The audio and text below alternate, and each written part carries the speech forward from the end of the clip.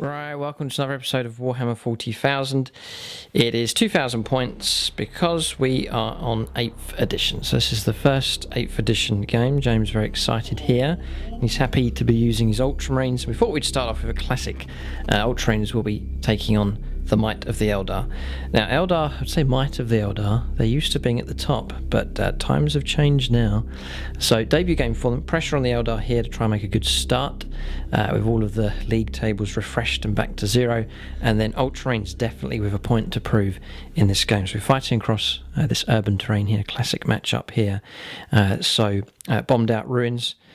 Just here's tank traps and obstacles strewn across the table. There's a sky shield landing pad just here.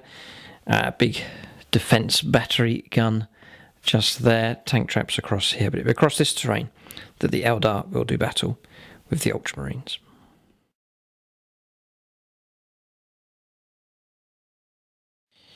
Right, welcome to this 2,000 points game of Warhammer 40,000. It's 8th edition, and I'm going to run the Eldar here. Now, it will be a different list to usual, as some units are not as good as they were. Others are on the rise, so we'll be trying out different units here in this game, trying to find a decent Eldar list.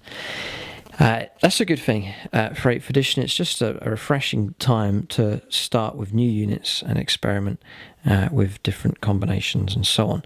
But it's also a risk here for the Eldar. They're under pressure to make a good start. They're used to being at the top, but that may not be the case as time goes on.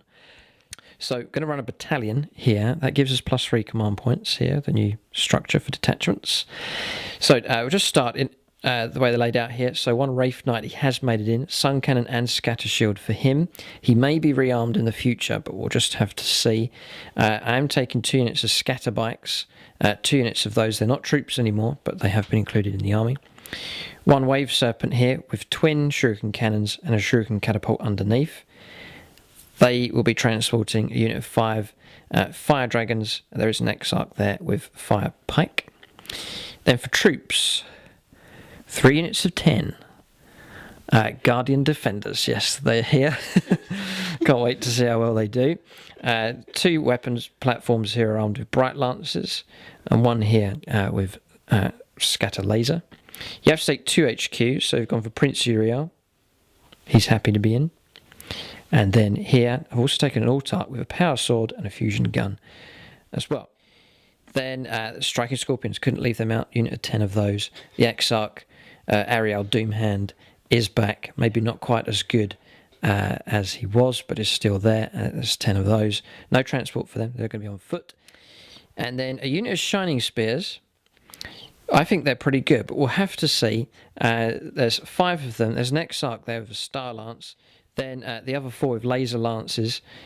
I think they're going to be pretty good, but we'll just have to see.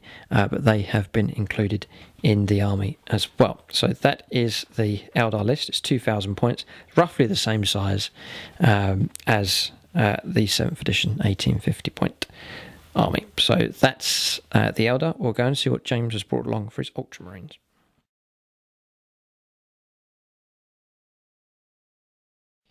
Alright, so 2,000 points of Ultramarines here. They look very well organised into a mean, lean killing machine. We'll let James run through, see what he's got. He's brimming with confidence here.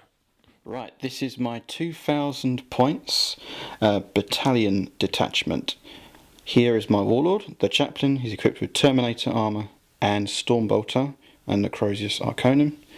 And his Warlord trait is Tenacious Survivor. Basically that means on a roll of a 6 he ignores the mortal wound that's inflicted on him. Any wound? Any wound, yep. My second HQ choice is a Tech Marine. He's got Sovo Harness. And I have for my Elite's choice, I have 5 Terminators, each equipped with Storm Shields and Thunder Hammers. And being transported in them is the Storm Raven. The Storm Raven this time, thanks to the old magnetising, is equipped with twin assault cannons, so that's 12 shots, strength 6 -1, and a twin multi-melter, and the Storm Strike rockets as well.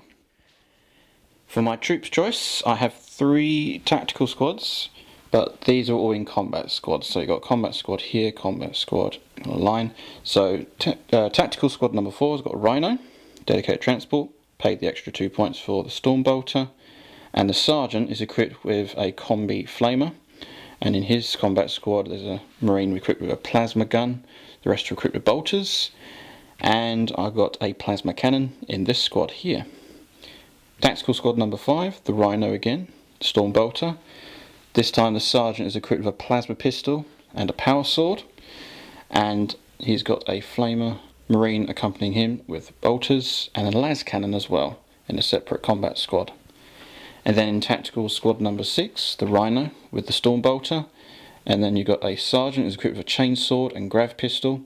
And in his squad, combat squad, he's got a melter gun with him as well. And the other squad is equipped with a heavy bolter as well. And then for my fast attack choice, these are combat squads. You've got a combat squad here and combat squad there. The sergeant is equipped with twin lightning claws. And then you have another Space Marine equipped with a plasma pistol and chainsword. And the rest are equipped with chainsaws and bolt pistols. And then you've got a flamer with this squad, and the rest are equipped with chainswords and bolt pistols. Further along, I have 3 heavy support choices. I have a Whirlwind, which is equipped with Vengeance missile launchers. And I have 2 Predator Annihilators with 2 Sponson las cannons and 2 twin las cannons. Those 2 Predators there. He does have the... Yes, he does have a Power X, just upgrade, proxy, yeah. And that works about 2,000 points. Right, so new feature in the battle reports will cover units to look out for. So James, pick a unit here you think should do quite well. There's a lot of potential in the army. I think the Predators, to be honest with you, in 7th edition they weren't very good, but now I think they have a lot of firepower potentially. Okay. So las cannons, Predators, watch out for. Alright, so I'll keep a look out for them during the game. Yep, and then whilst we're covering unit to look out for, I'm going to say the Shining Spears here, or Fire Spears as I've painted them up. So keep a look out for them. I reckon they should do well, but we'll see how well they do during the game. So that's James's list. There, it looks solid, well organised and disciplined. It's traditionally been a tough nut for the Eldar to crack. Yes, the armies that have stood up well against the Eldar in the past has been the Ultramarines. They do have a pretty good track record. They may well do well in this game, but we'll have to see. We'll go on to scenario and deployment next.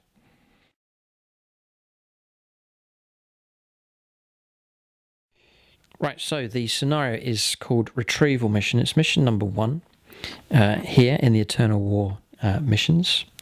So there's 4 objectives on the table. Objective number 1 is just there.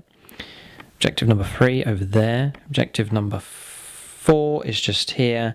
And objective number 2 is just down there. So objectives can be captured by getting models within 3 inches. And you control the objective by having more models within 3 inches than your opponent. So that's the way it works now for securing objectives. We don't know who's going to go first yet in this scenario. It depends on how deployment goes with the new rules for 8th. So deployment, James has chosen Spearhead Assault. He was the one that placed the last objective marker, so he got to choose the map. And then he has chosen the end as well, so he's going to be at this end. So the way this one deploys, centre of the table is here, 9 inches back, and then James has a spear tip shape, like an arrowhead shape here, marked by these dice. You can see the other dice running off in this direction. So the furthest point for his deployment will be right there, and then going like that. And then around here for the Eldar, you can see their spear tip just marked out there with the red dice. We don't know who's going to go first yet in this scenario. It all depends on who finishes their deployment first. We're going to take it in turns, placing 1 unit at a time. But that's the scenario. Victory points available. Slay the Warlord is available if the Warlord is killed. First Blood, Line Breaker as well.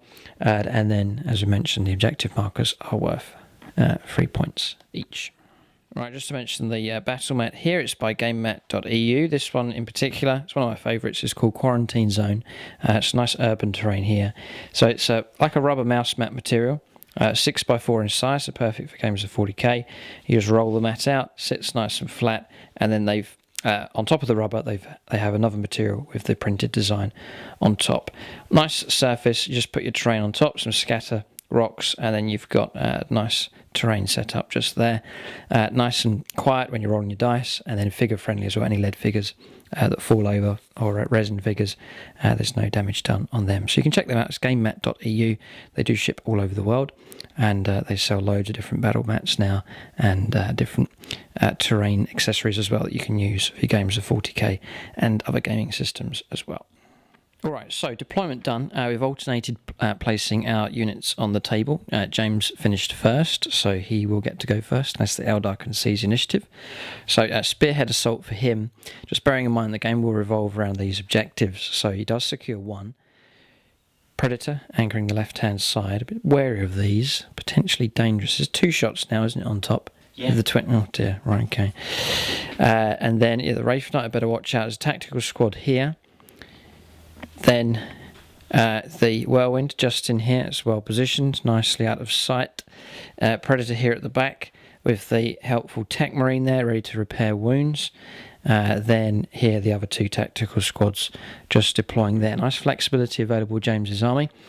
We'll cover his reserves in just a moment. We'll go around and see what the Eldar have done. We'll see what their deployment looks like.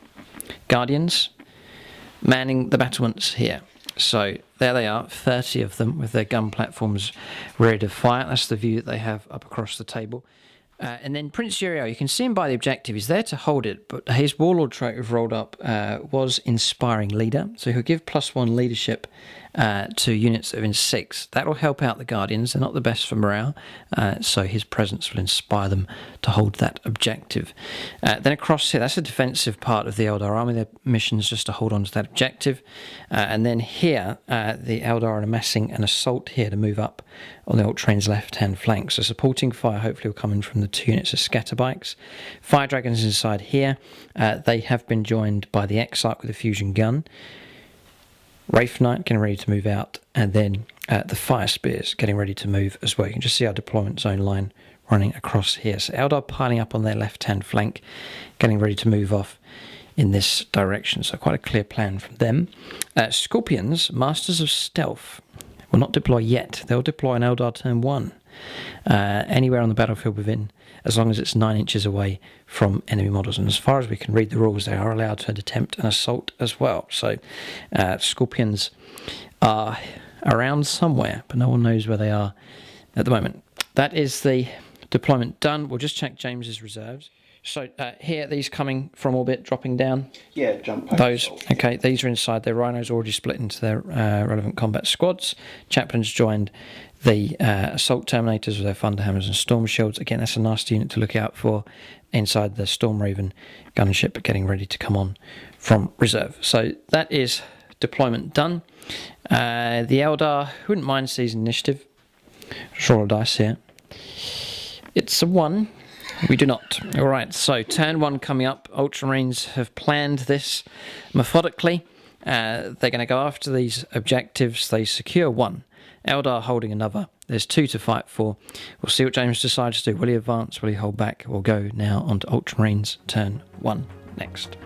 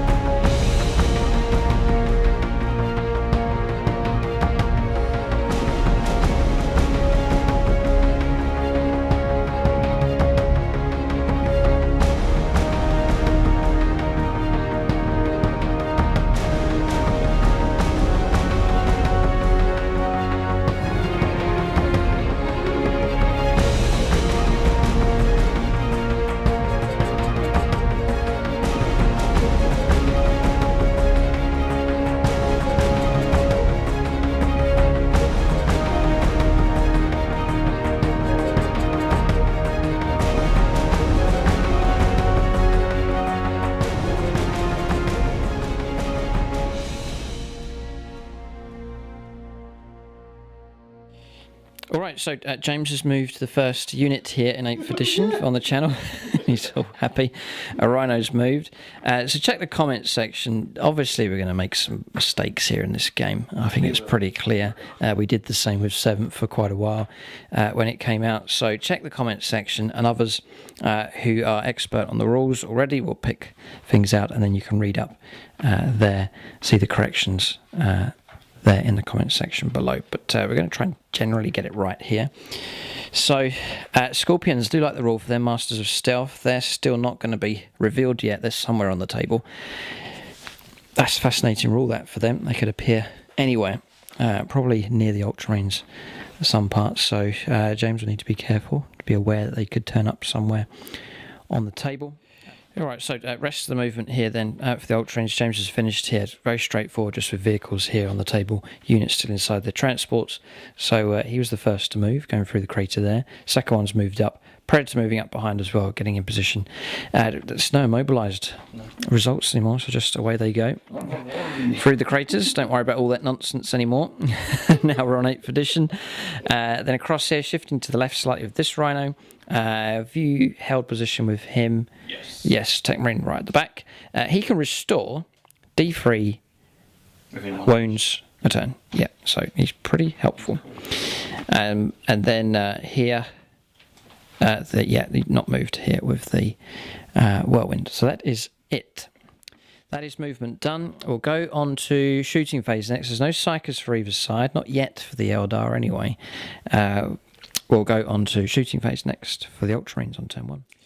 Right, so we'll kick off the shooting here. James's Predator over here has manoeuvred to just within range of the Wraithknight. We've checked cover for this thing. It's not 50% obscured, so we'll not get the bonus of the building. So 4 dice James will get for the first shot.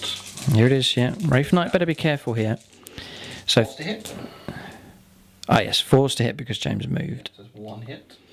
Okay, and then your strength? Is strength 9 minus 3. Okay, James's strength 9, we're toughness 8, so a 3 to wound.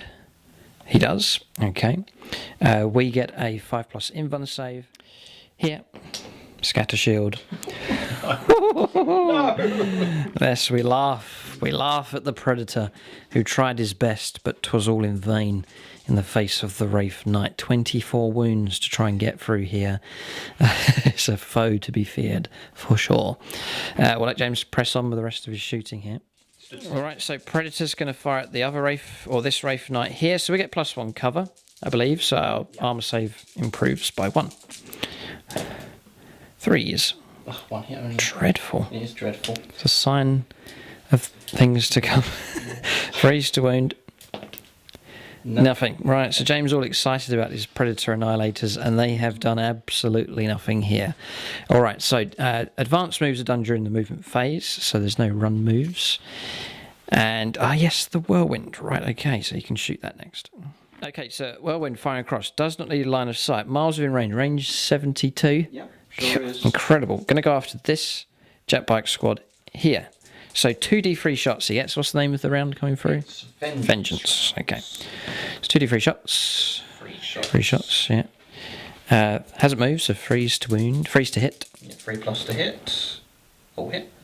Nice. 3s to wound. Strength 7. Toughness 5. 3s to wound. So it's 1 wound. Just the 1. Minus 1. Our armour save goes to a 4+, which we fail. It's 2 points of damage. Jet bike now has 2 wounds, so it is a jet bike killed. Okay, so 1 casualty taker there.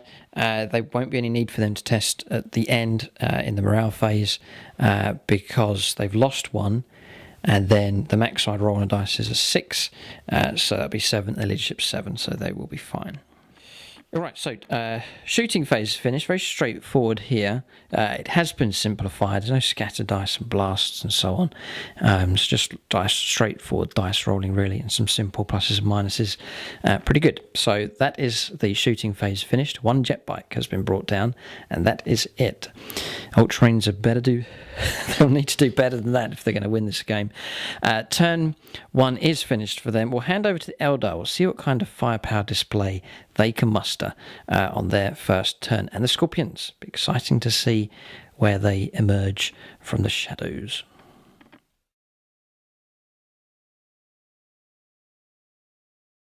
Alright, so movement for the Eldar. The Guardian Defenders and Prince Yuri are holding their position here. They'll happily sit on that objective. Then the Eldar that were here, they have moved out as planned. Wraithknight going 12. 16 here with the Wave Serpent. 16 with these two units. And then 22 inches. We've done our advanced move with these. They have moved up to there. That's the Fire Spears. So, movement done. Haven't forgotten about the striking scorpions. We've just checked the rules. It says they can emerge at the end of any of your movement phases, so they're going to remain in the shadows. We'll wait to strike later on, perhaps crack open a couple of transports, and then decide to emerge from the shadows to slaughter those that have survived. So just, I think that's nice. Just adds a bit of nervousness as well for James. Scorpions are lurking somewhere on the battlefield. But we'll go on to shooting phase next for the Eldar. We'll let them have a go at trying to cause some damage against the Ultramarines. Okay, so going to make a start with the Bright Lance just here. We're just discussing the rules. James would get, in 7th at least, obscured target firing through the Rhino. Going to go after the Predator at the back there. But just checking rules, we can't find any entry for that. It's only for terrain that you're going to get the cover bonus. So, firing through the Rhino, we'll hit the Predator there. Need a 3+ to hit first of all, which we do. It's strength 8. Toughness 7. Okay, freeze to wound. Yes. And then your armor saves 3+. It's AP -4. So it's a straight D6. 3 wounds. Alright, so not bad there from the Bright Lance. That's picked off some damage on the Predator there. Interesting start for the Eldar. A pretty impressive display of firepower has come from an unlikely source. Guardian Defenders. Manning their weapons platforms here. At least firing one of them so far has caused a pretty decent amount of damage there against the Predator. We'll press on. We'll fire another one. Alright, so we'll try and hit a Rhino with the other. Here we'll go for this Rhino here, the one closest to us. So it's minus to hit, -1 to hit, so we needing a 4+ to hit, which is what we've got. It bypasses your armor. Sorry, yeah, freeze to wound. 1 fouled. All right, so I could use a stratagem. I use a stratagem. Yeah, go on then. Okay, so reroll 5 does go through. That's pretty good. Now if we get a 6, we'll be happy to use that up. It is a 5 points of damage on the Rhino here. Eldar Guardians. All hail the Eldar Citizen Army. They're back with a bang. So James just marking his wounds here with these D10s. There's a 3 there, 5 there. We're going to track wounds that way on multiple wound targets. We'll fire the scatter laser from the other platform at the damaged Rhino. This will be 4s to hit because of James's smoke. 5s to wound. No, so significantly less of an impact with a scatter laser there against the Rhino. So that's the shooting from the Guardian Defenders. We'll press on now, see if we can do some damage here with this part of the Eldar army. Okay, so Wave Serpent's going to fire, going to go after the Rhino just over here. 9 shots in total, Shuriken Cannon underneath, and then the twin Shuriken Cannon on top. 3s to hit. Like so. And then 5s to wound. So there is a wound. These 2 6s are Shuriken hits here with a minus on the AP. So a 3+ save for this one. Yep. Regular. 2 as a wound comes through. And then 2 saves of 6+ with the Shuriken hits. No, so 3 wounds caused here on this Rhino. How many wounds do you have? It's 11, isn't it? I have 10 wounds for 10 wounds, okay. Predators have 11. Okay, so not too bad there from the Wave Serpent. Eldar really are racking up the damage here. Not too bad.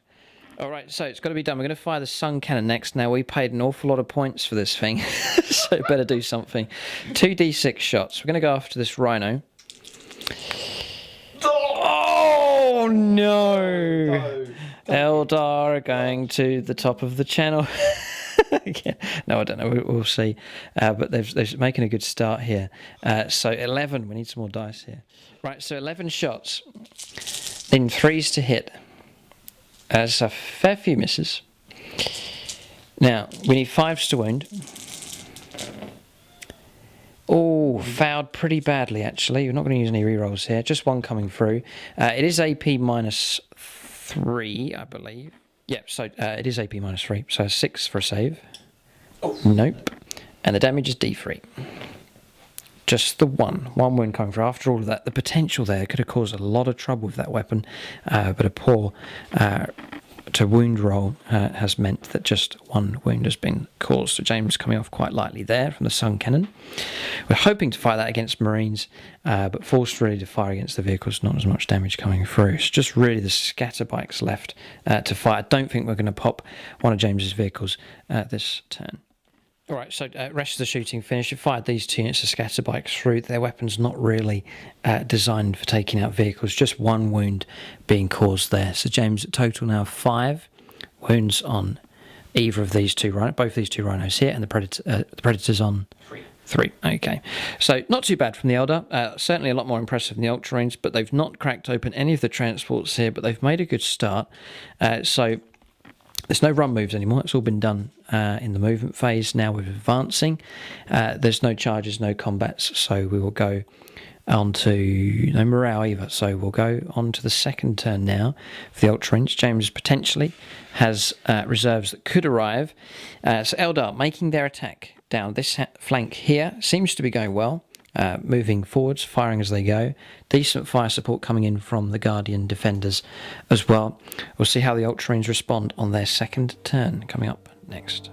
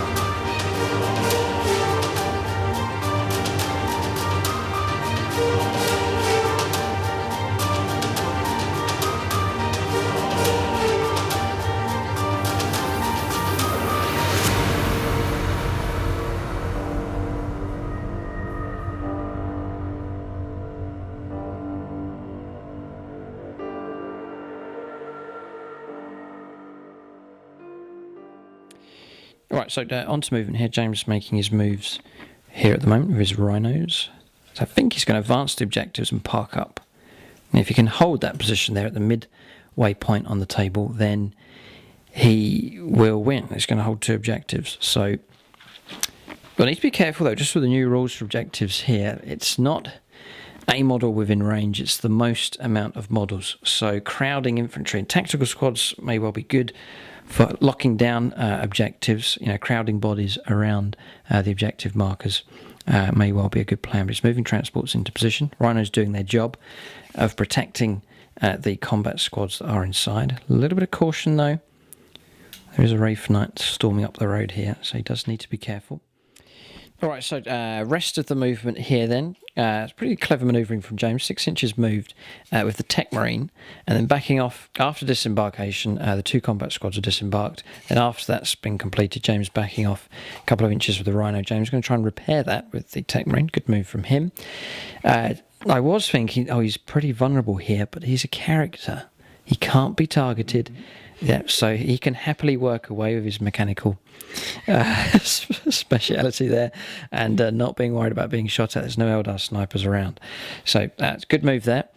from James. Predator anchoring here at the back, getting ready to fire as well. Maybe a better round from him against the Wraithknight, who's storming down the road. As you can see, a Storm Raven has stormed onto the table here, moving in, getting ready to try and blunt this Eldar flank attack. Assault Marines have arrived as well. Their 2 combat squads coming down. No scatter dice anymore.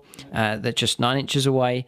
They have landed just there to pose a real threat here to the Guardian Defenders. Prince Uriel looks over his shoulder and sees Assault Marines descending from the sky. But all Ultramarines are on the table, and all Eldar are on the table, so that's reserves all dealt with now. Yeah, James saying not quite the striking Scorpions haven't arrived. They have arrived, but you can't see them yet. They're still lurking in the shadows, hissing somewhere on the table. So, movement phase done. Things beginning to heat up now on turn 2. We'll go on to shooting phase next for the Ultramarines on their second turn. So, Predator's going to go after the Wraithknight. James is going to fire the one across the way over there.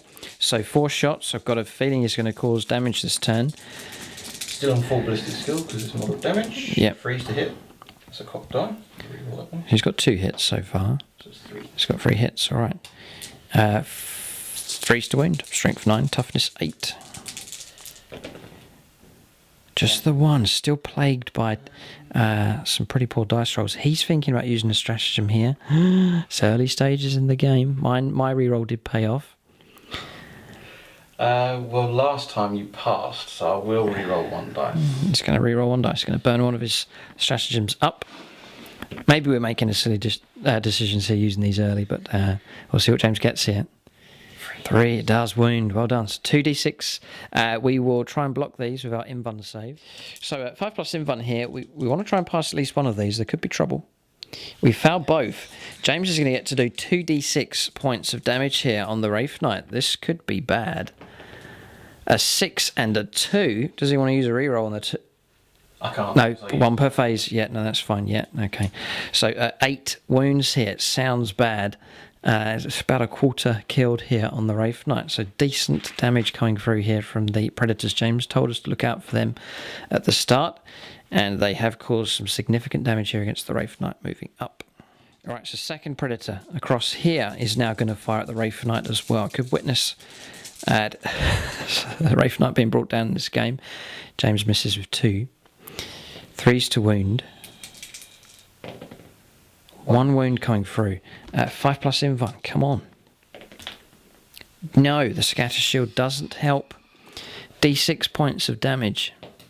6 points of damage coming through. 14 wounds are on now. I think that's going to have an adverse effect now on the Wraithknight. Okay, so 14 wounds dealt out. Now, how are we going to mark this for damage? He has dropped a bracket on his damage profile. So a white puff of smoke here represents he's on that bracket. We'll go to grey for the next bracket and then remove the model once he is destroyed. It's just so we can visually keep track of the kind of damage that's coming through. But Wraithknight here in a bit of trouble in the open, being caught out by Predator Annihilators. James roll D3, try and repair this Rhino. He rolls a 6. His dice rolls are on fire at the moment. That goes down to 2. 2, okay, virtually repaired the Rhino. Right, so Storm Raven gunship here at a nasty vehicle. The 2 Storm Strike missile launchers are going to go after the Wraithknight, and so is the Twin Link Multi-Melter, or not, it's Twin Multi-Melter, 2 shots, and then the Twin Assault Cannon down into the Fire Spears here. All right, okay, potentially could cause a lot of trouble here for the Eldar. This is a good response to them, a counter-attack taking place here. So fire the 2 Storm Strike missiles. Yep. So you can split his targets, no problem at all. Just has to declare everything before he starts making the dice roll. So yeah, 3s to hit, 2 hits. This is better. Strength 8, so 4s to wound. 1 wounds. And we'll get a 5 plus invuln. We fail. So that's just gone through. 3 wounds. Yep. So that becomes 17. Yeah, just knocks 3 wounds up straight away. There's no roll for that one. Nice reliable damage coming through. 17 wounds now on the Wraithknight, 24 in total. So he is in a real bit of trouble. The Twin Multi-Melter now. Yep. In range 12, you get to reroll your... It's 2 dice. You choose the best, yeah, okay. So 2 shots then with this one. 3s to hit. 1 hit comes through. 4s to wound. Failed on a 1. Okay, so Wraithknight's toughness saving him there. Okay, so assault cannon now firing down, a twin assault cannon firing at these, 12 shots. I can see why James has gone for this weapon here. 3s to hit he'll need. Okay, so those hits coming through. 3s to wound. Yep, there's no rend anymore for those, just a straight -1 on the save. Okay, so we get 4+ invuln, or our save drops to 4+, doesn't make any difference. Your damage? Just 1 though. Just 1, okay. So 4+, we'll take the invuln, doesn't matter. Oh, Eldar. Okay. Wow. Past all of those, that's some dice roll there for them. So unscratched there with that twin assault cannon coming down. That's gone. That's not according to the script there. They should have taken some pretty nasty damage, but they haven't. They have emerged glistening here from James's shooting. No damage so far. James still has a fair bit of shooting still to go. We'll press on here. All right, so we've done some rhinos firing there with their storm bolters. No damage coming through against the Guardian defenders. And then James has just rolled up for his plasma cannon across here. He's going after these ones? Yep, okay. He's got 2 shots coming through. Hasn't gone for the overcharge option. Needs 4s to hit. Yes. Because he's a heavy weapon that's moved. And he has hit with 1. Heavy weapons are more reliable now. Yeah, okay, and then 3s to wound. He does 4+ invuln save. We pass. So again, no damage coming through here against the shining spears. Bolters coming through now. 3 pluses. All hit. 4s to wound. 2. 3+ armor save. Double 3. Can anything stop these things? Okay, so a plasma gun's going to fire through from the other combat squad. I'm not going to supercharge. Yep, okay, so 3s to hit. Does wound. 3+ to wound. Sorry, has hit. Has wounded on a 4. We'll take the invuln save of 4+, which we fail, so we'll see what kind of damage potentially can come through. Could remove a whole model here. Okay, so just check that. It's just 1 point of damage for a regular charged shot, so we've placed a wound just on here. It's not closest model anymore, you just allocate wounds like so. Okay, so bolters, they can fire, potentially cause more damage here. So 3s to hit, 4 shots. There's a cocked dice, 3 hits, 4s to wound, and just the 1. 3+ save. No, so we do have to remove whole models, so we have lost 1 of the shining spears here. Alright, so Whirlwind is going to go after these, so 2d3 shots, there's no blast anymore, just 2 shots coming through, 3s to hit, failed on a 1 and a 2, so no damage done, no hits at all coming through from the Whirlwind. Anything else to shoot with? No. It has been a pretty impressive turn. Wraithknight's taken significant damage. Las cannons a real bane for him in this game, especially triangulated firepower coming through from 2 Predator Annihilators. Just as James warned, they have exhibited an excellent display of firepower. That'll be bad for the Eldar if that Wraithknight comes crashing down at the early stages of the game. Just to mention, across here, one of the Guardians brought down, that was pistol fire from the Assault Marines. So, no charges. We reckon James is out of range. He's more than 9 inches away after his descent down, and then he has to pay to go up levels there to reach the Guardian defenders. So, be out of charge range. We will need to do morale for them. So, we roll a 4. Plus the casualties is 5, so that's fine. They easily pass. We will need to do morale for them, which I don't think we even need to roll for. Their leadership high enough to absorb that 1 casualty. So the turn is finished for the Ultramarines. They've bounced back pretty well. They're still definitely in strength here. Their reserves have turned up, have dealt out significant damage, especially against the Wraithknight. We'll go on to Eldar turn 2. We'll see if the striking Scorpions decide to emerge. Guardian defenders were looking comfortable, but now they have an armoured assault coming through here from the Rhinos, and then Assault Marines turning up as well. They could cause trouble for the Guardian defenders, but we'll go on to the second turn for them. We'll see how well this assault goes as well. We'll see if they can make it in against the Ultramarines. We'll go on to the second turn for the Eldar next.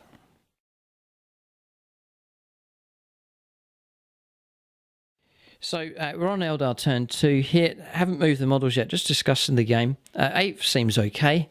I don't think, James is in agreement here. It seems all right so far. Some areas have been simplified significantly, but it's definitely helping with the flow of the game here. It's quite enjoyable. All of the scatter dice and all of that randomness has been removed. So shooting phases we've seen here for both sides has been streamlined significantly. I mean, a sun cannon now, very, very straightforward to fire. Pick your target, roll up your dice. Whereas before it was multiple blast markers. It was quite a nightmare to work out damage. So as far as shooting phase is concerned, still just as fun as it used to be. But very streamlined so far. But we'll press on here with the Eldar movement next. Okay, so moving to the Eldar here.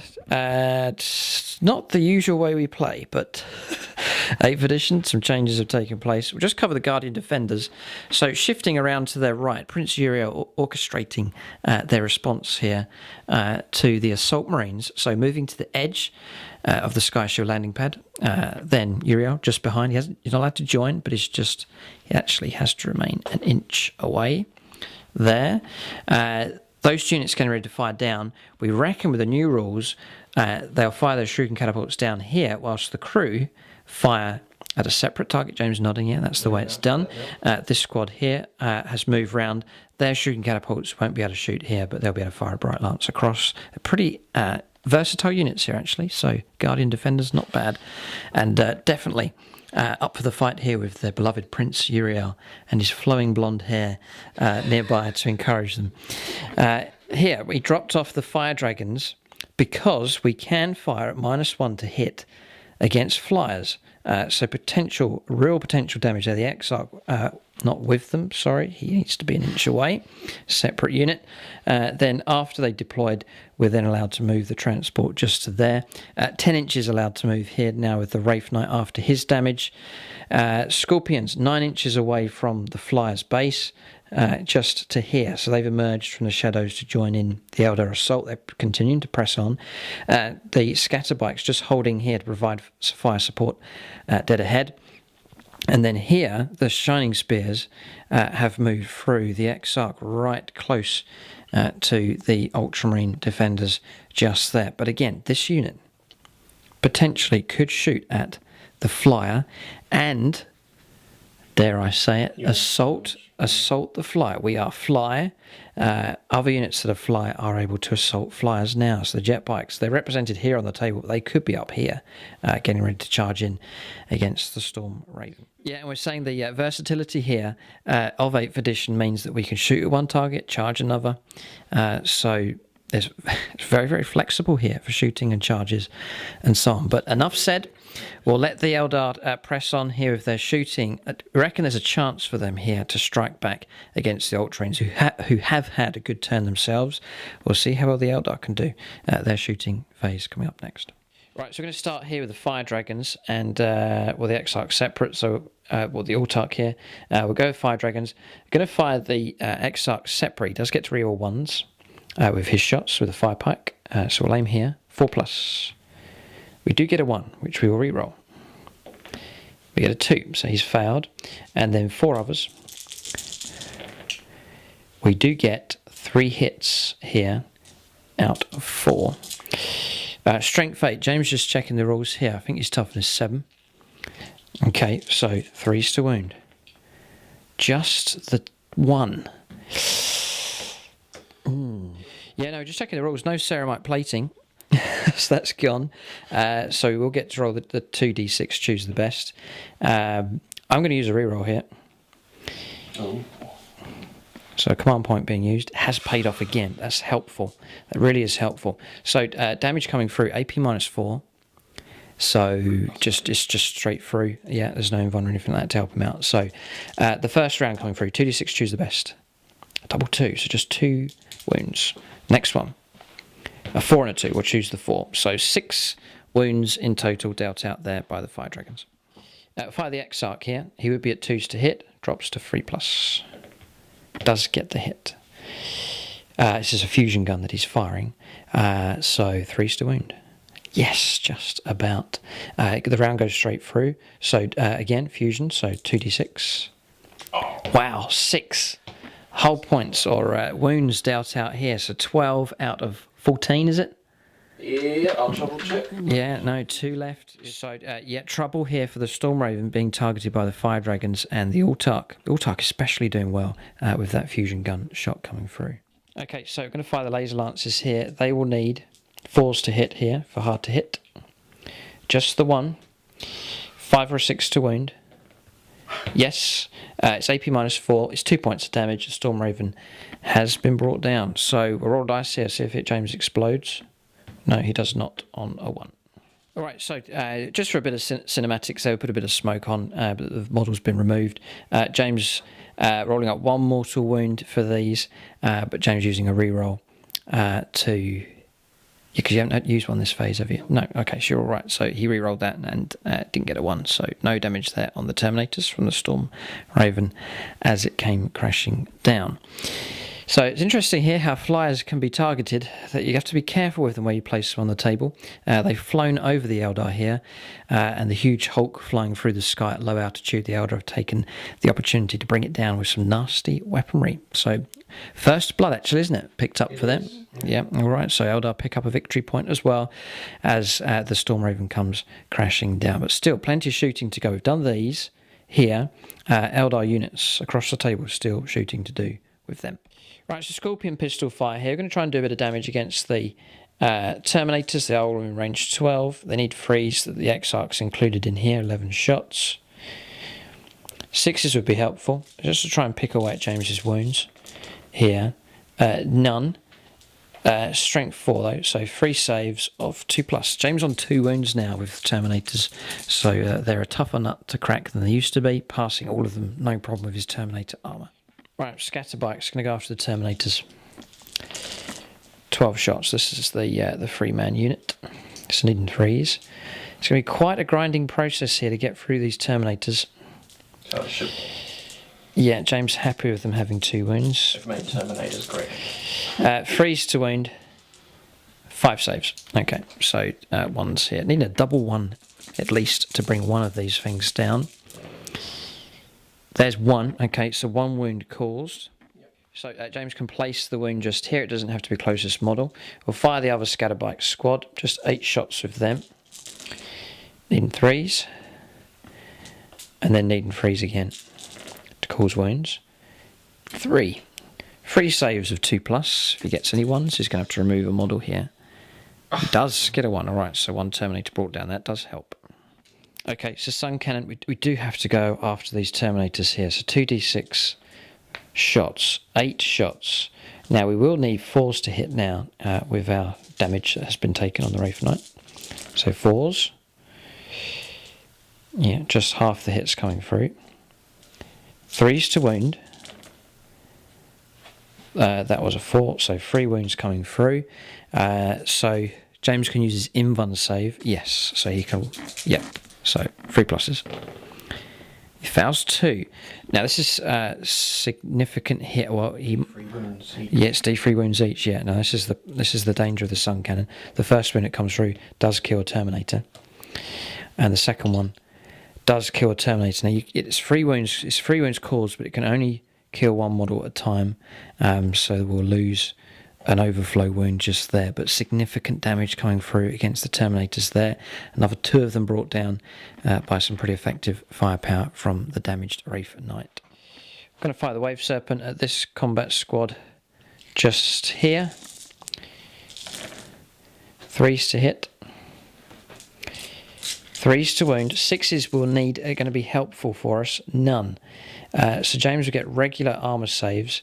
Now, we're saying cover here, which he'll get +1 for, so his armour save increases to a 2+. So Space Marine's quite happy behind the barricade there. Any 1s, though, they will die. He fails with 1. Okay. No, sorry, his save increases to a... +1. 2+. Yeah, it does. Yeah, okay, nice, you get it. Very good. So just 1 you can choose. Yeah, it's him. Okay, that's fine. So 1 Marine brought down just there. The barricade's protecting him quite well. So that's the shooting round here done. Not too bad here from the Eldar. Not too bad at all. Fire Spears, I did say watch out for them, and they did help bring the Stormraven down. Then across here, we're going to fire a Bright Lance at this closest Rhino, just here. So a 3 to hit. Misses. I knew there was going to be a miss coming soon. Then we'll split fire. The Guardians fire down at the combat squad on the left-hand side, the one with the lightning claws, and then one of the crew will fire the Bright Lance across at the same rhino just there, needing a 3. A 2. Yeah, I knew it was coming. So they've missed here. A bit nervous, I think, as the Tactical Marines advance, but 0 hits coming out there from the Guardian Defenders. Roll up their damage here with their shuriken catapults. Okay, so you can see the damage that's come through. They've just resolved the shooting attacks here. 18 shots from these, and then a scatter laser fire from the platform, and then 18 shots from the others, all of them within 12 inches firing down.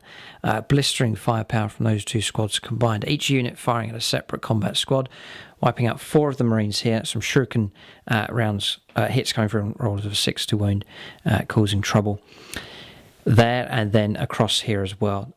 James losing 3 of the Marines just there. So just 3 of them left out of 10. So decent enough there. I reckon they could defend themselves pretty well with Overwatch as well if James does decide to try and make it into combat. So shooting phase finished for the Eldar. They've picked up first blood here and have caused some pretty decent damage here across the table. We'll go on to assaults next. Alright, so assaults here. Fire Dragons have made it in. Wraithknight has made it in. Didn't quite go according to plan. Fire Spears rolled a 3. There's no fleet anymore. They tried to target the chaplain with their charge but failed. They are over 3 inches away. The Autarch did make it in as well, rolling high enough. He's just gone into combat there. So it's 2 Terminators versus the Autarch, Fire Dragons, and the wounded Wraithknight. So we'll go on to combats next for the Eldar on their second turn. Alright, so on to combats here. So chargers get to fight first now in 8th edition. So charging with 3 units. We'll fight the Wraithknight first of all. Now, checking the rules, Titanic Feat, it says if you make an attack with this weapon, you get 3 dice instead of 1. So we're going to attack 4 times over with that attack. That gives us 12 attacks. So I think we've got this right. I think it's the equivalent to Stomp. So he's going to use his big feet here to try and jump all over the 2 remaining Terminators. He'll need 4s to hit now because of his wounds. So it may not work out here because he has missed quite a few times. 5 hits. Strength then. We're on 2s to wound here because it's strength 8, toughness 4. They've all wounded.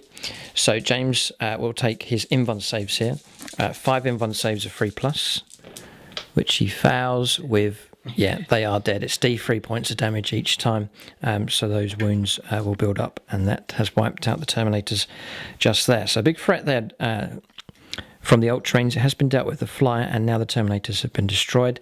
That's that combat finished. So that's that combat resolved. There's no combats anywhere else. The Terminators didn't get to fight back. Just the advantage here in 8th edition of charging in first. Consolidation moves then. It's just 3 inches now. There's no dice rolls anymore. So 3 inches, a couple of inches moved up with the Wraithknight, and then falling back here with the Fire Dragons, and then a full 3 inches just pulling back with a character just to keep him away from being shot up next turn, potentially. So that's the end of the combat there for Eldar. I reckon that's nudged them ahead here. In this situation, Wraithknight's still alive but significantly damaged. Chaplain, the army commander here, remains alive. There he is. We'll see what James decides to do with him. Ultramarine presence still here. 2 full tactical squads still in their rhinos to use. Both Predators still in good shape as well. But damage has been dealt out here by the Eldar for sure. It's been a good round from them. We'll go on to the third turn now for the Ultramarines. We'll see what James can do. See if he can bring the Wraithknight down and try and equal the balance in this game.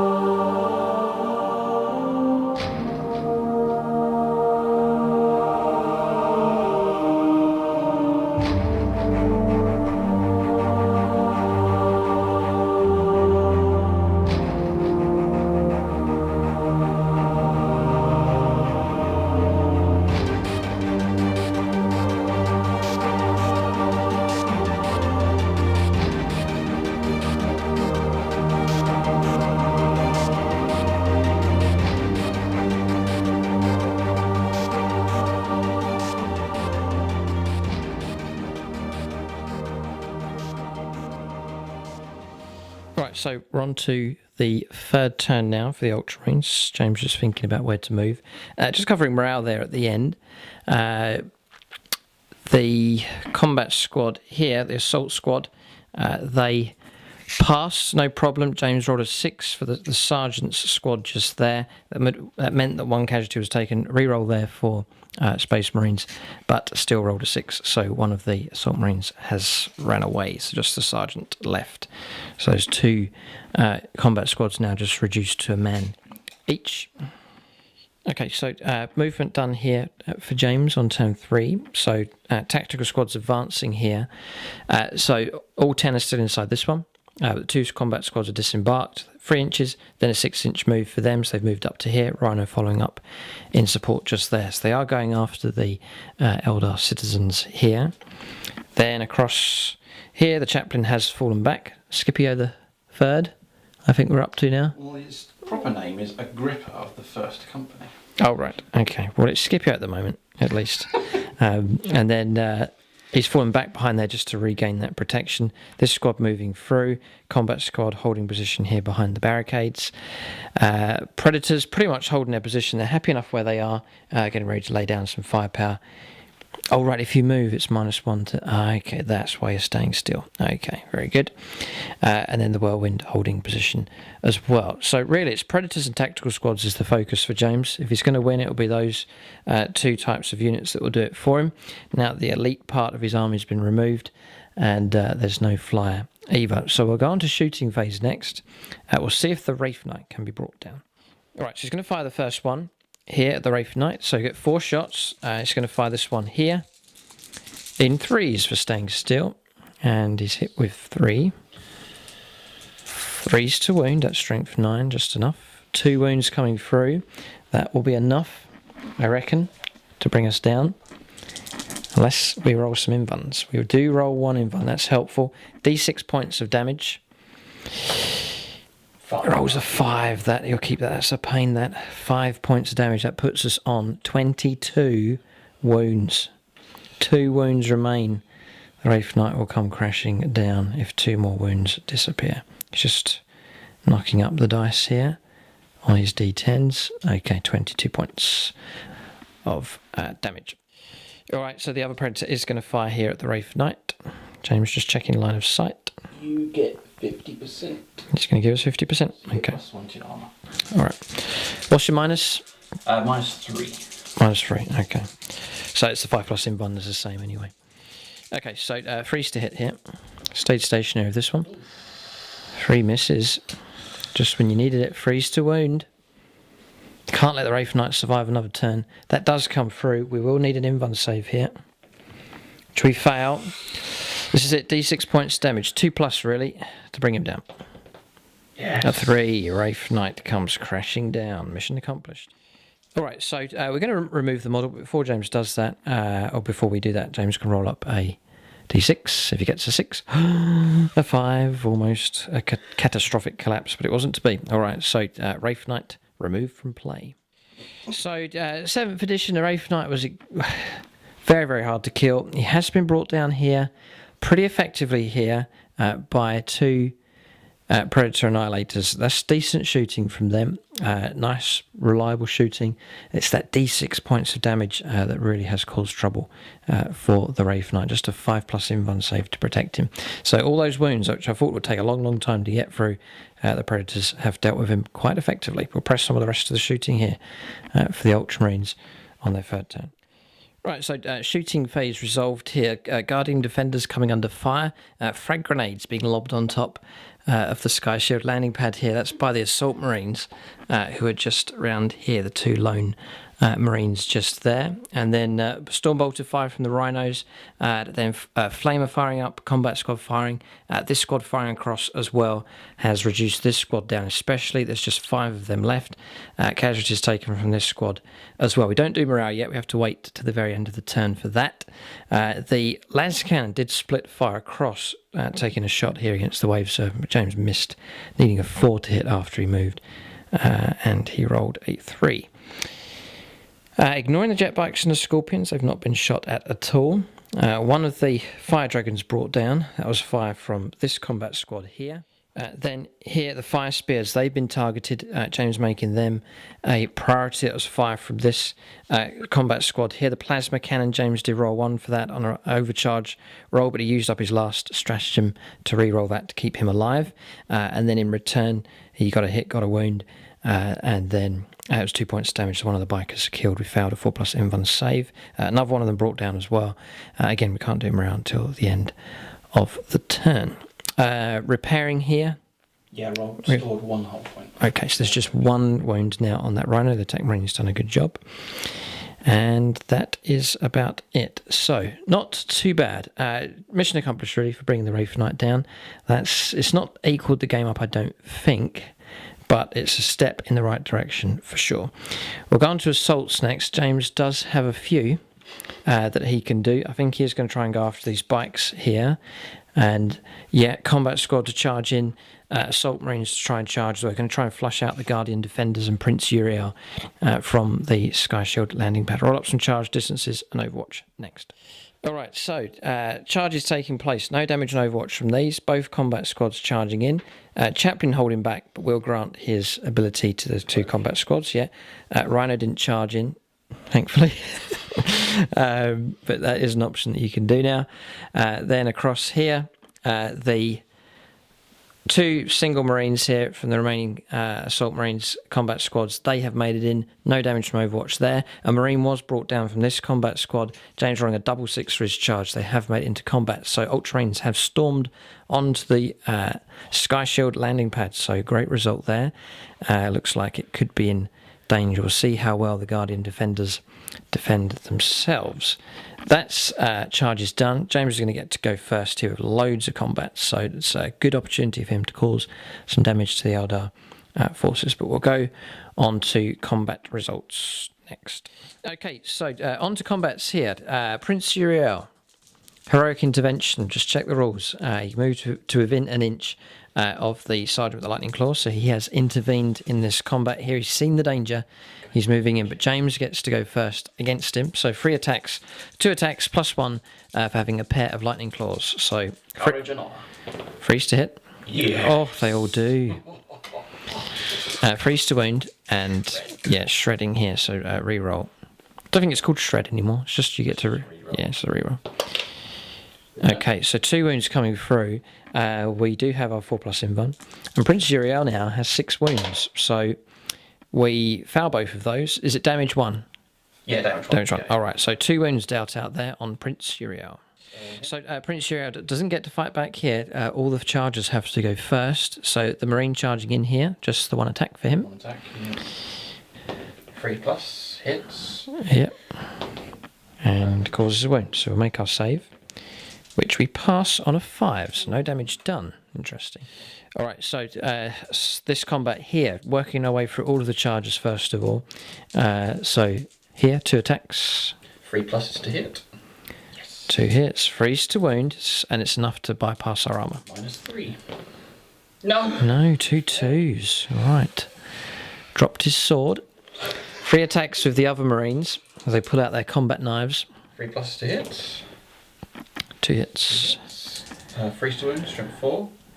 2 wounds coming through. Okay, so we'll see if how I think it's mesh armour it's called for Guardians. Does hold with one of them. 1 Guardian brought down.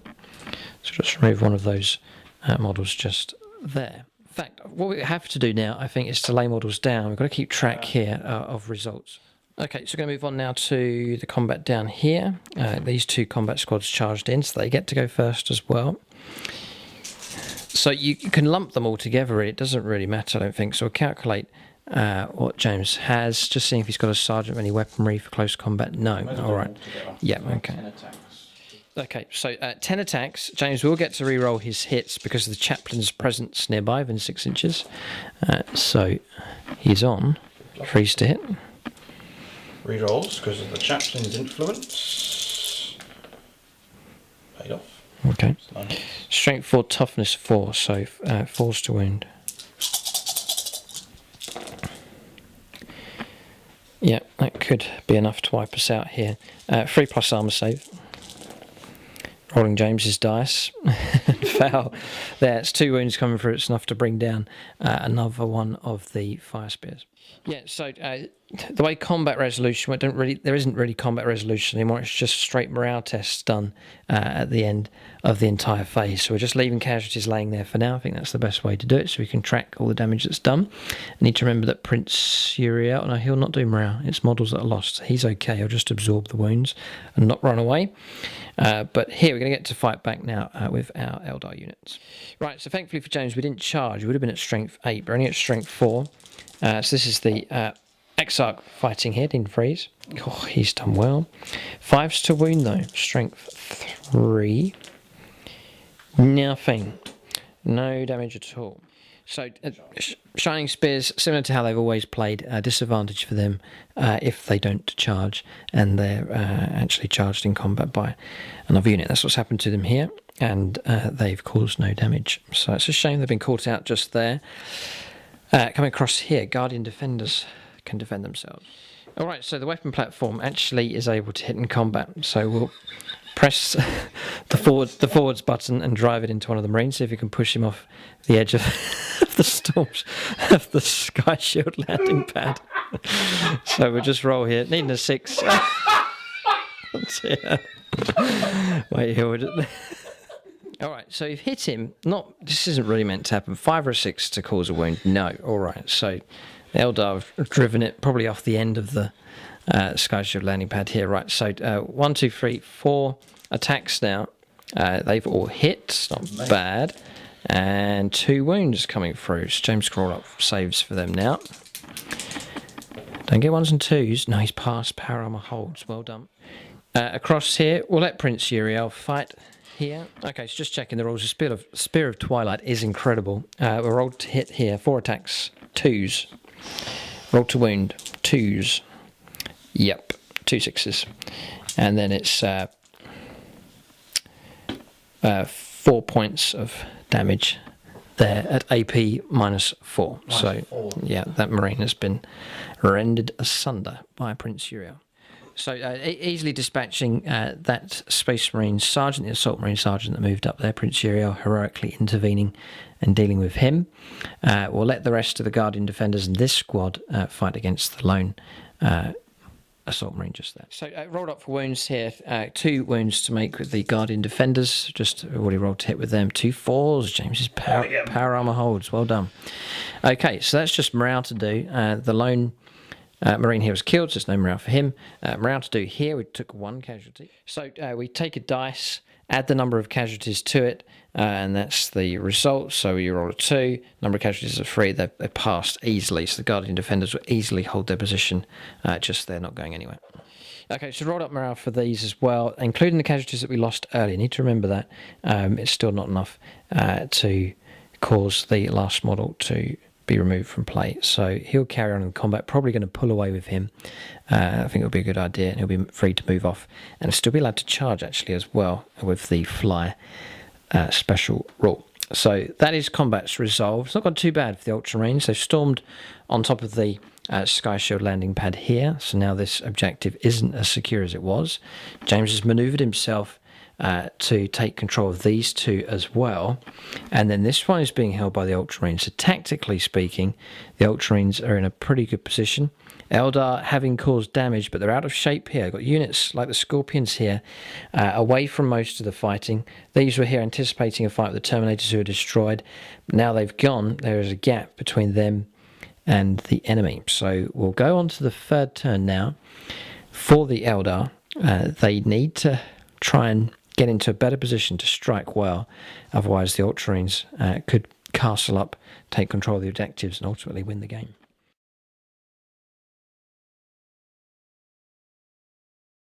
Alright, so moving for the Eldar here on the 3rd turn, bit of tactical flexibility now, being able to pull out of combat. So the unit that was locked in here has fallen back to here. Now they're not going to be able to do anything, but it's let the spare squad at the back move through. They're going to get to shoot, potentially charge, and then Prince Uriel freed up after killing the Sergeant with the Lightning Claws. He's moved across and getting ready to charge in as well. We haven't pulled out of this one. Quite happy to lock this Marine down in combat. It does have a flamer, so we're happy just to stay in the combat just there. But Guardians giving a good account of themselves here, and combining with Prince Uriel just offering a bit of combat protection. They're doing well, fighting against the Ultramarines here and holding their own, for now at least. Wave Serpent's holding position, getting ready to fire. Fire Dragons moving out, the Exarch moving out as well, and then breaking off of combat from here. With the Exarch for the Fire Spears, he's moved into this position to go after characters, potentially.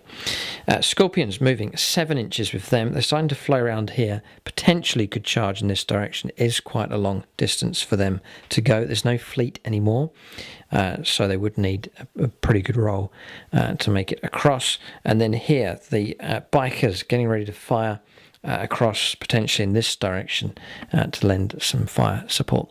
So that is Eldar movement done on the 3rd turn. We'll go on to the shooting phase next. Alright, so shooting phase here, 6 inches move of these with battle focus, firing their sunburst grenade and pistols through. James in cover here, so getting a 2+ armour save, so keeping those Marines alive. Scatterbikes firing through as well, all of those shots, but James is 2 up armour because of cover, granting him an excellent save and passing those as well.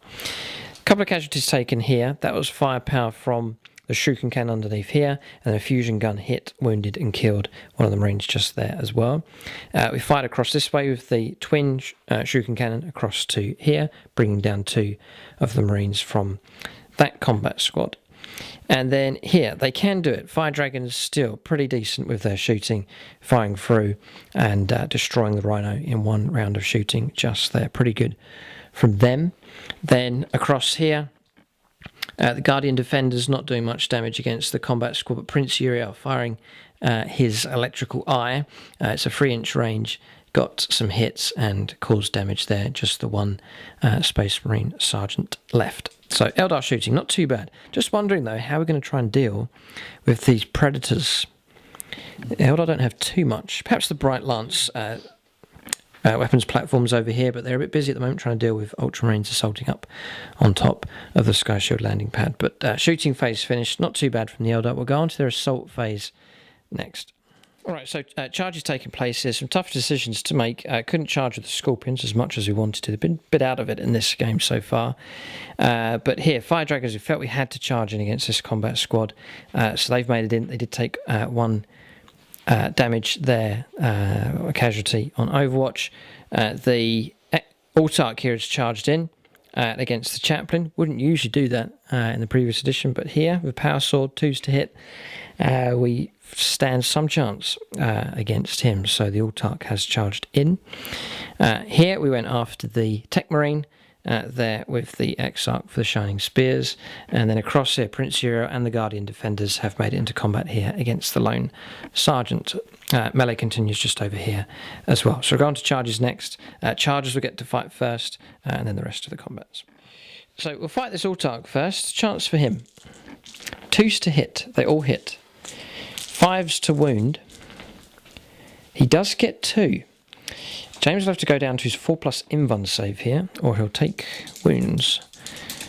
So 4s or more. 1 foul. On a roll of 6, I've not because I'm a warlord. Oh yes, his warlord trait. Okay, well remembered, yeah.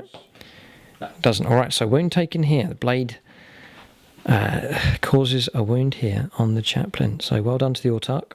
We'll have to wait till later to see if we can withstand the damage coming through. Back from him. We've got the Fire Dragons here to fight as well. 4 attacks in total for them. 3s to hit. 5s to wound. Nothing from them, so that's their combat resolved. Exarch here, charging in. 3 attacks. Yes, they all hit. Strength 8, toughness 4. 2s to wound. They all wound. This is nasty here. Okay, so James's Artificer armor, so we'll get a 6+ save after the AP -4 from that Star Lance, nasty weapon. 3 yes, saves, yeah? 3 saves of 6+. He needs to get no. Okay, there's 2 points damage each, 6 points of damage in total. He's gone, nicely picked off there. Oh. Oh, interesting. Okay. So we can consolidate with him, 3 inches the jet bike gets. So just consolidating onto the objective with him. So he's on his own, but he's a bit of a thorn in the flesh here for the Ultramarines, taking out the Tech Marine. I'll go on to the other combats now. So here, I'm just going to elect to go with Prince Uriel just to get this over and done with quickly. 3 hits. 2, and take him off. Okay, so he's got Prince Uriel on his spear, lightning fast. There, the Space Marine Sergeant stabbed 3 times and then kicked off the edge there by Prince Uriel. So this is madness. Yeah. So we'll fall back here or consolidate 3 inches of these units. Now charge both in. Bit of Tactica. Charge both in. I'll rearrange it so that this Guardian squad comes forwards, Prince Uriel falls back, and he's back protected with his squads. But they are holding this objective here. They're doing very well at the moment. So we've gone on to the other combat here. It was now our turn, so we went first with the non-charging combats. This one here, no damage. James has now fought back, no damage. Now across over here, his combat squad gets to fight with 4 attacks, including the Sergeant. He doesn't have any combat weapons. So, freeze to hit, nicely done. Freeze to wound, strength 4, toughness 3. All of them, wow, 2 5s, 2 6s. Right, so we've got to pass some free up saves here. Fouled with 1, could have been a lot worse, yeah, but one of the Fire Dragons gone. Then across here, now James gets to fight with the Chaplain, taking on the All-Target. See if he can withstand the Chaplain's attacks here. So 3 attacks. James is pretty reliable. Does get 2 hits. Beyond Strength 5. Yeah. Damage 2, -1 armor. Okay. So freeze to wound. 2 wounds coming through. Our armor save, we can use our invuln 4+ here to hold. Yes. 2 freeze. And it's just straight 2. Yeah, straight 2. Alright, so yeah, All-Target in a bit of trouble there. He's taken 4 wounds. Okay, so 4 points damage coming from that. That's a good turn up there for James in that combat. That melee will continue unless James decides to fall back on his turn. Melee will continue here unless James decides to fall back. Now, we will need to do a morale check with those. I think they'll be okay. We'll just roll a dice here to see what we get. A 5 plus the casualties that we've taken. That makes us up to 7, so that's still not going to be enough for any models to run away. So they will continue on in combat just there. And then over here, there's no morale that needs to be done either. So just checking actually, here, need to do morale for them. Yep. I think their regular is 7 for those. The regular is 7. 7, all right, so don't get a 6. 4, they're okay. No, just checking for them, they're all right. And just looking around to see if anyone else needs to do morale. No, all right, so turn finished. We'll go on to the next turn of the game, which will be Ultramarines turn 4. Game definitely hangs in the balance here. Still, James has a presence on both of these objectives. Eldar now look pretty secure on this one, and then this objective is being contested at least by the Eldar, but it could be taken by anyone. We'll see. Really, the Scorpion's got to get involved in this fight, otherwise it'll be too late for the Eldar. We'll go on to James's turn next, the Ultramarines. They're still in this fight for sure. We'll see if they can deal out some damage against the Eldar in their turn 4 coming up next.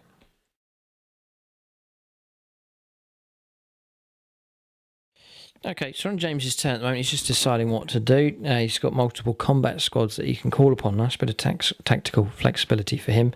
Just musing here over the different units that the Eldar have.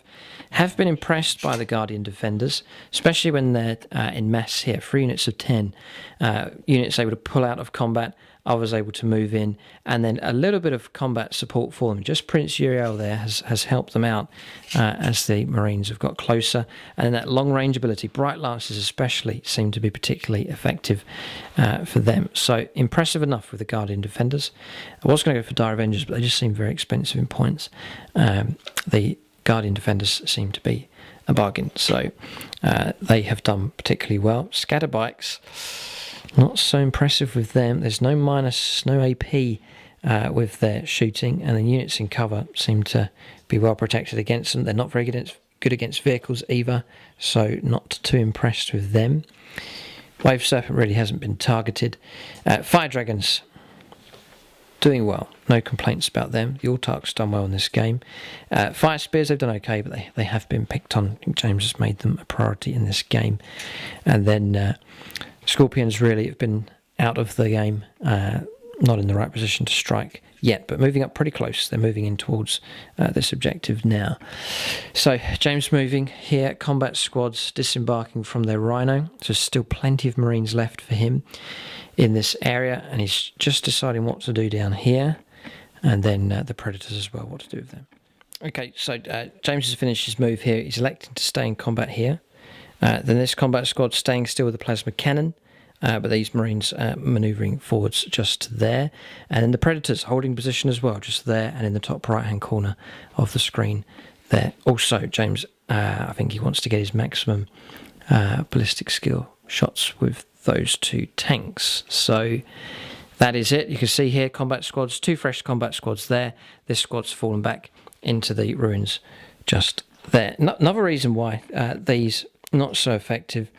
As soon as a unit goes into cover, especially infantry, just getting +1 to their armor save, and for Marines that really helps them out. A 3+ save becomes 2+, making them so much harder to wheedle out of cover. So movement done. We're going to shooting phase next with the Ultramarines on turn 4.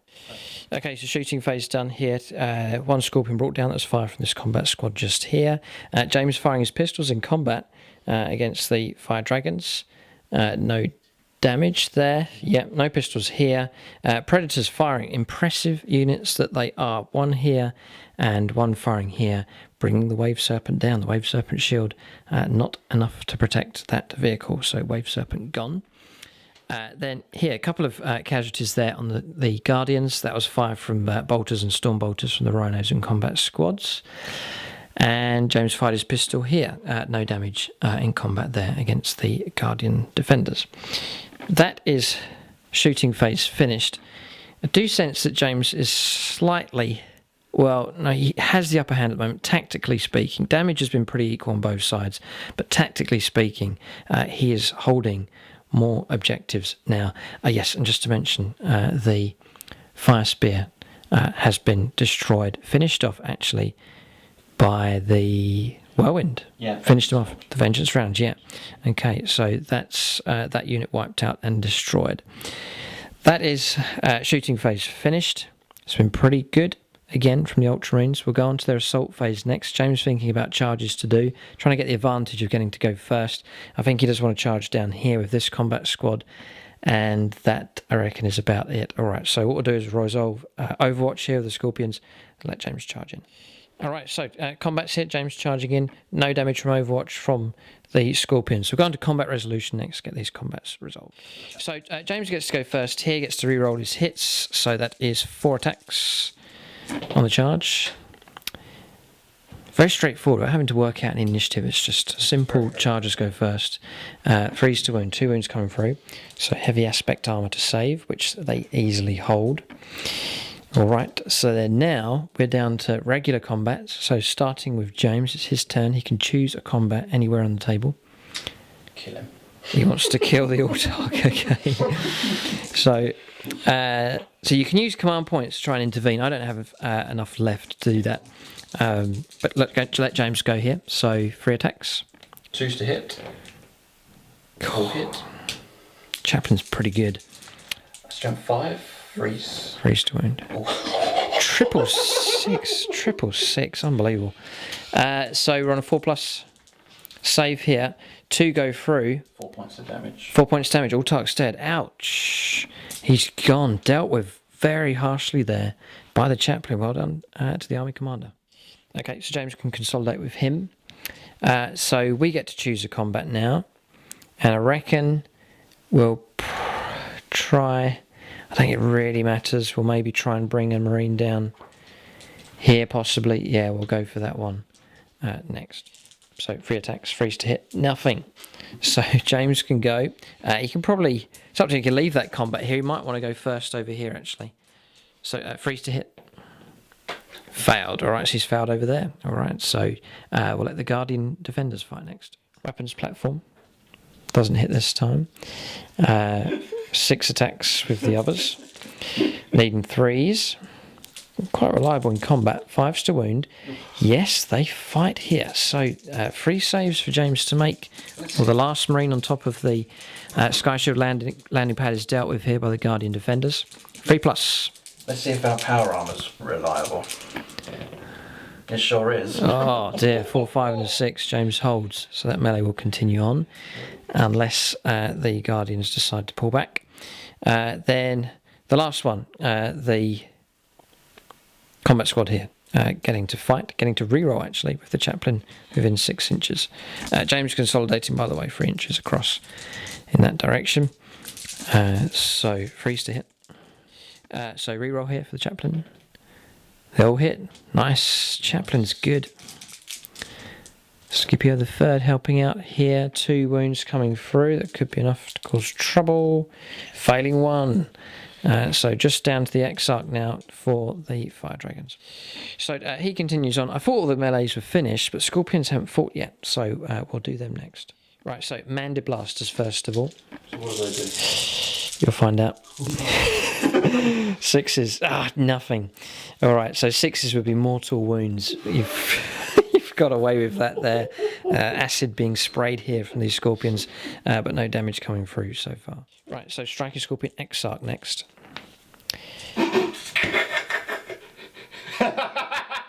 So, aha! What? I'll use my last command point. A 3 gets a hit. Oh yeah.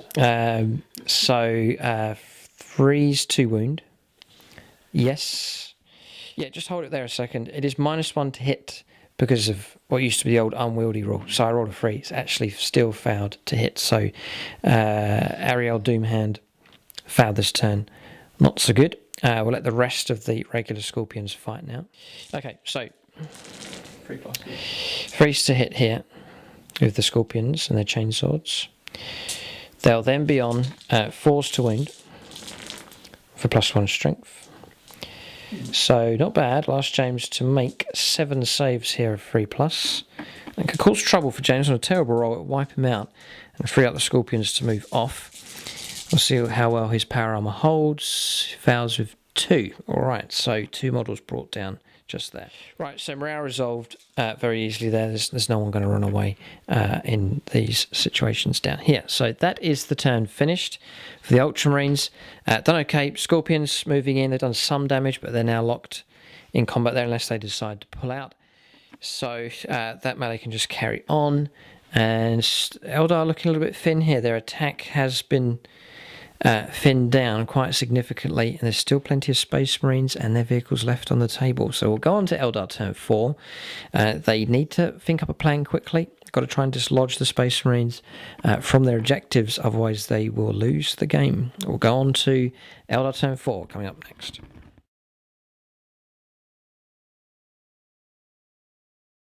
Right, so moving for the Eldar here, disengaging from combat with these.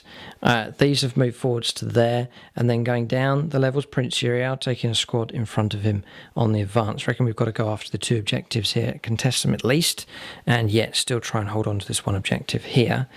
Then jet bikes moving across, they're going to try and lay down some firepower in this direction. Scorpions continuing on with their melee against the combat squad. Pulling out of combat with the Exarch, he's gone to here. There's no point in him being locked down in combat. We do need him for shooting, so he's pulled back to there. And that is about it for the Eldar. So desperate attempt here. Prince Uriel trying to rally his troops together to try and dislodge the Ultramarines from their strong position. We'll go on to Eldar shooting next on their turn 4. Bright Lance going to fire down at this Rhino. Need a 4. We get a 4. A 3 to wound. We do. And d6 points of damage. 2. So 2 wounds caused on this Rhino just here. James will be happy enough with that result. So the damage actually coming through against this one. James has already taken some damage there, so that has affected him. 7 wounds now that that Rhino has taken. So just marking that with a puff of smoke just there. Okay, so shooting for the Eldar. Battle focus move here. Prince Uriel battle focusing as well. And we decided to use our shuriken shots against the Rhino, causing 2 more wounds. So James on a total now of Or one left. Right, okay. I moved 3 from last year. Right, okay. So that rhino's in bad shape just there. Then here we split fired here. This one couldn't do anything. This was a squad that pulled back out of combat. Split firing with the Bright Lance. That caused more wounds here on this rhino, and that's why it's in such a bad shape. And then the other 3 left, they fired across here, but James not killed just there with the lone assault marine. Then firing across here, mission accomplished for these. We destroy the combat squad just there. It's a bit of tactics there, falling back with the Fire Dragon Exarch, and then these guys finishing those off. Pistol fire killed a marine. Just the plasma cannon left just there. So we're going to assaults next. There is possibly one here. I don't think it's worth going after that marine. James will just overwatch us. Yep, no, I don't think it's worth doing that. And then here, really, it's just this combat to do just here. So I'll roll the results up for this one. So this could be over very quickly. Oh dear. It is, yeah. Mandiblaster's dealt out a mortal wound to that lone plasma cannon marine just there. We'll consolidate them, and that'll mark the end of the 4th turn for the Eldar. Okay, so Scorpions, 3 inches consolidated to there. That marks the end of the turn here for the Eldar. You can see the Scorpions across the other side of the barricade is Chaplain Scipio III, so a bit of a face-off between them. We'll see what he decides to do. On the 5th turn coming up now for the Ultramarines, James just needs to play sensible here, deal with the Eldar threat from here, being led by Prince Uriel. And then here, the Scorpions pressing on this objective. James can repulse these 2 Eldar advances, then surely he'll go on to win the game and achieve the first victory here in 8th edition with the new league on the channel. Okay, now what pride it will be for the Ultramarines to achieve the first win. But the game's not over yet. Turn 5 coming up next for the Ultramarines.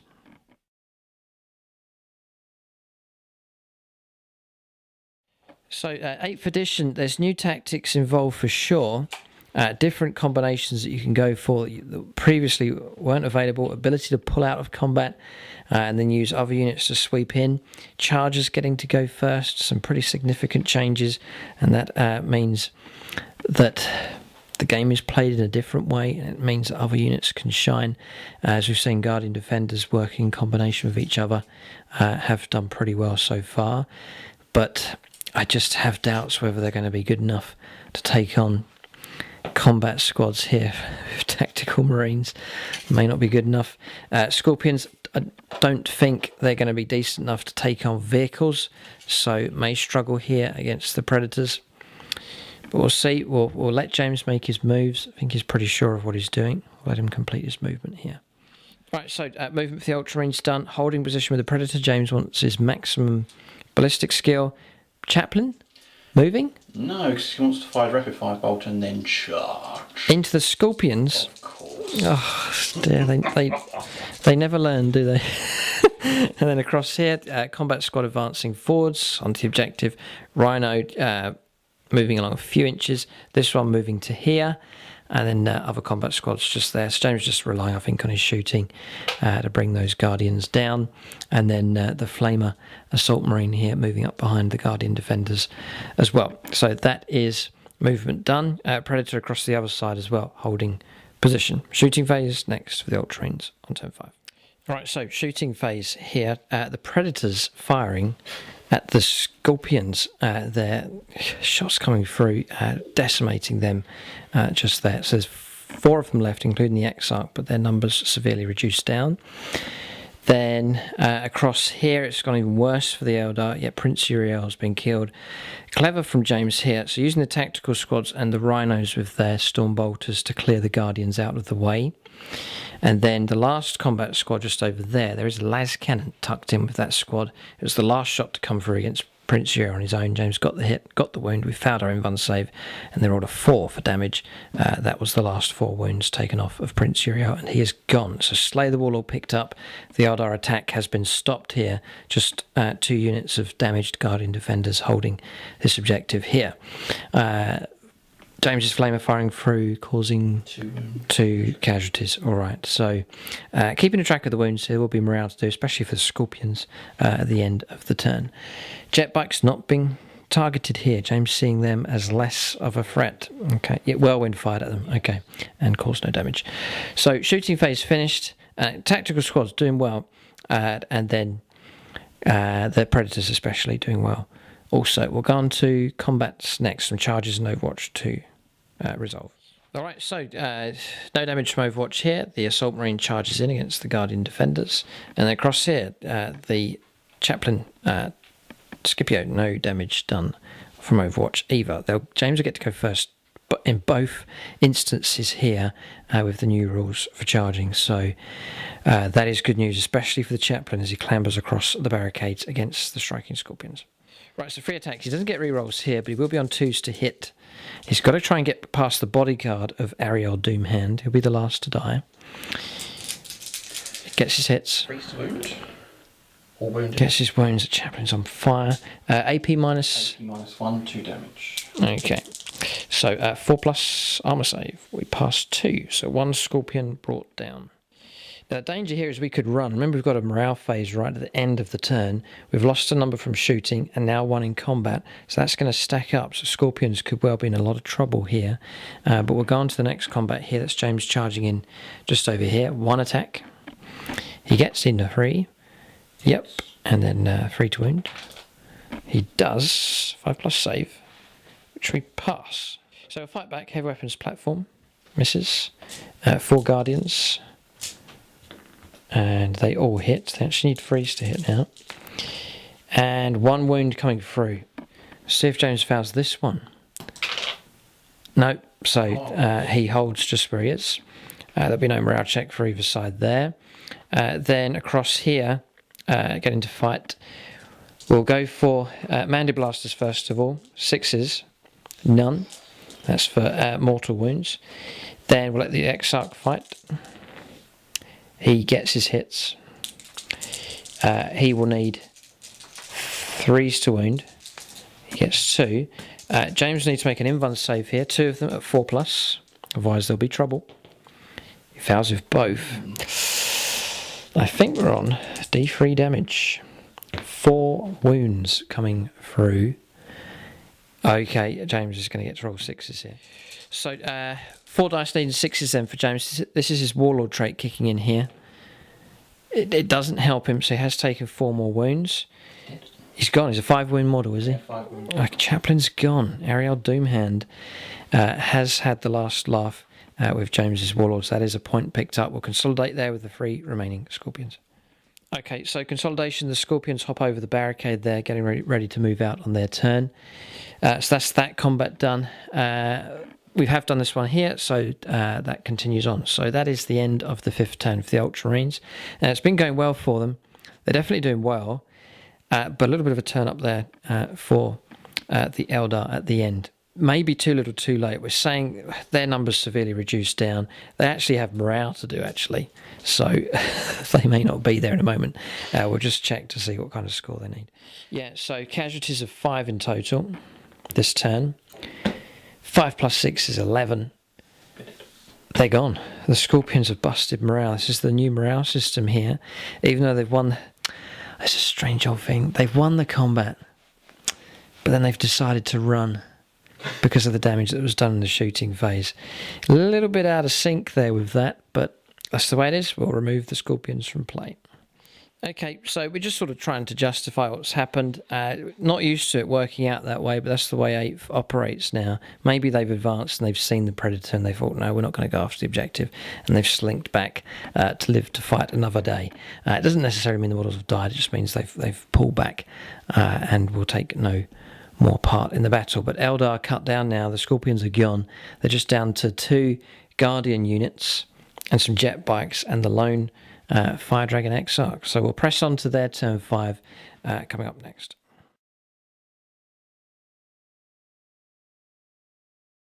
Right, so moving for the Eldar here, putting back the jet bikes, going to try and lay down some firepower on these. Just checking the rules for cover. James has to be within the crater to get the benefit for cover. He's not entirely in the crater, so we're saying that he's not going to get the cover bonus there. So no 2+ armor Space Marines anymore. Just over there. Just going to stay in combat here. We still count as holding the objective. We have more models, and then across here we're going to hold position to fire our weapons platform.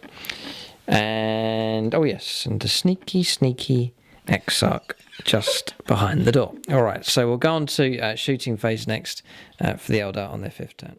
Okay, so shooting phase here. Scatter bikes, reducing the Marines down. That combat squad's been eliminated, so they are gone. Firing here, just 1 wound caused on this Rhino. That was fire from this Guardian Defenders squad. Their Prince slain, their numbers depleted.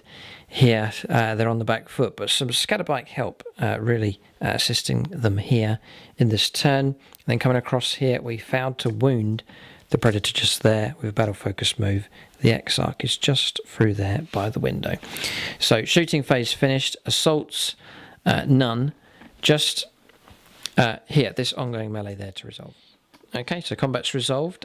We actually caused 4 hits and 4 wounds. James failing one of his power armor saves, so the Assault Squad Marine has gone. Not going to consolidate, going to hold where we are, just on the objective there. So that is turn 5 finished. Now for the Eldar.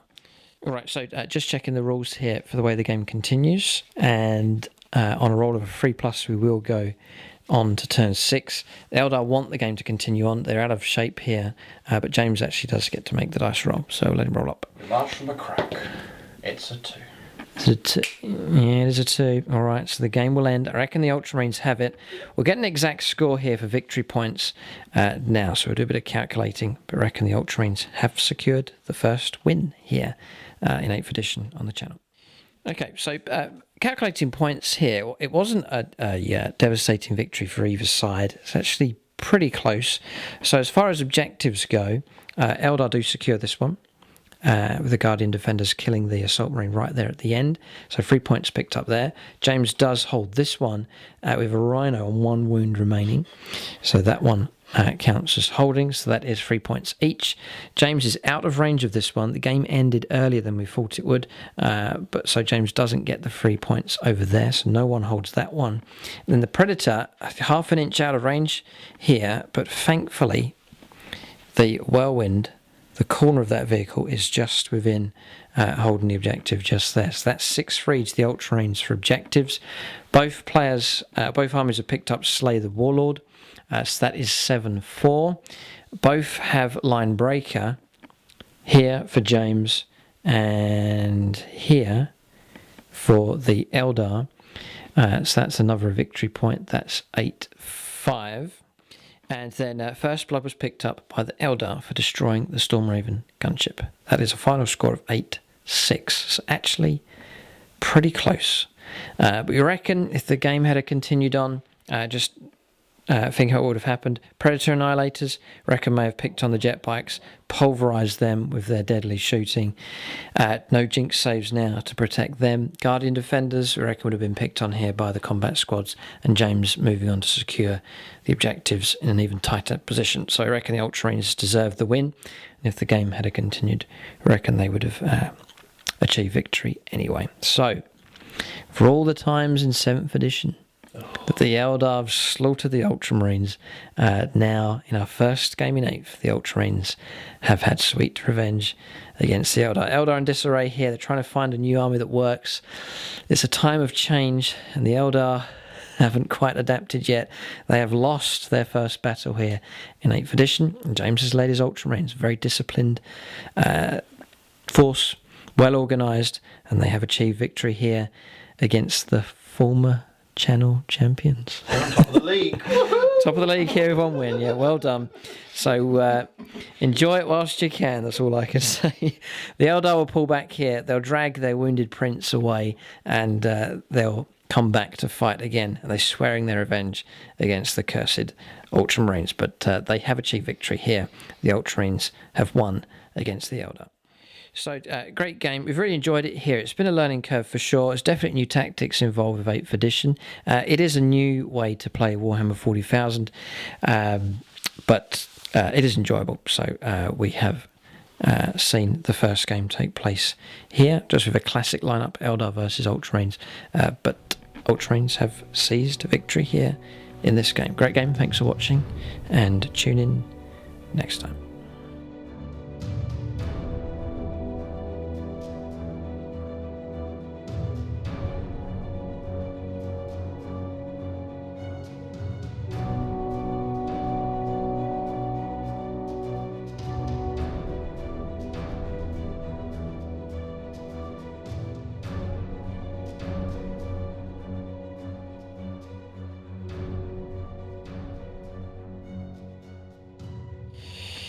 Okay, so units of the game. James pointed out the Predator Annihilators as the units to look out for in this battle, and they turned out to be very deadly units indeed. So James has given them unit of the game, and rightly deserved. They brought down the Wraithknight, brought down the Wave Serpent, and were bringing down pretty much anything they wanted to in this game, so they were pretty good. For Eldar, difficult choice. Fire Dragons did okay. They weren't too bad. They helped to bring the Storm Raven down, took out a Rhino. Then Guardian Defenders, one of the weaker units, but working together pretty well. And Prince Uriel leading them well also. So I reckon I'm going to give it to... It's difficult to say. Going to give it to the Fire Dragons. I think they caused a fair bit of damage with Prince Uriel a close second behind. But that is units of the game for both sides.